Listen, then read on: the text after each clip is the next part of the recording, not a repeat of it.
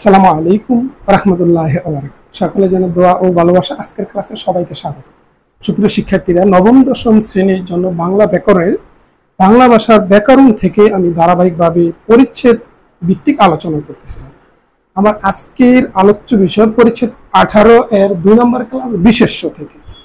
পরিচ্ছেদ 18 বিশেষ্য এর 2 নম্বর ক্লাস। দেখো, এখান থেকে যে গুরুত্বপূর্ণ আরো কিছু নৈবেদিক আসতে পারে। সজল লতা কোন প্রকার বিশেষ্য? খেয়াল করবে, সজল লতা কোন প্রকারের বিশেষ? উত্তর ব্যক্তির নাম বিশেষ্য। উত্তর ব্যক্তির নাম বিশেষ্য। আবার নিচের কোনটি স্থান নাম বিশেষের উদাহরণ? হিমালয়। নিচের কোনটি স্থান নাম বিশেষের উদাহরণ? উত্তর হিমালয়।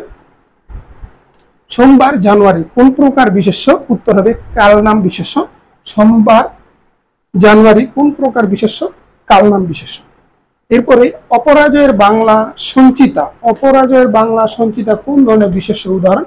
সৃষ্টি নাম। উত্তর হবে সৃষ্টি নাম। তারপরে নাম বিশেষ্য কত প্রকার? উত্তর 4 প্রকার। নাম বিশেষ্য কত প্রকার? 4 প্রকার।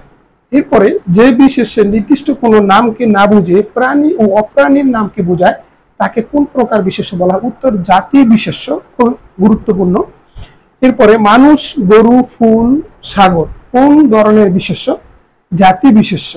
মানুষ, গরু, ফুল, সাগর কোন ধরনের বিশেষ্য? জাতি বিশেষ্য। এরপরে বাহিনী, জাত কোন প্রকার বিশেষ্য? সমষ্টি বিশেষ্য। আনন্দ, দীনতা, ধৈর্য কোন প্রকার বিশেষ্যের উদাহরণ?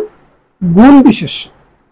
শিক্ষার্থীরা, তোমাদের সুস্বাস্থ্য এবং শিক্ষা জীবন উত্তরোত্তর সমৃদ্ধি কামনা করে আজকের মতো এখানে বিদায় নিচ্ছি। আসসালামু আলাইকুম রহমতুল্লাহি ওয়া বারাকাতুহু।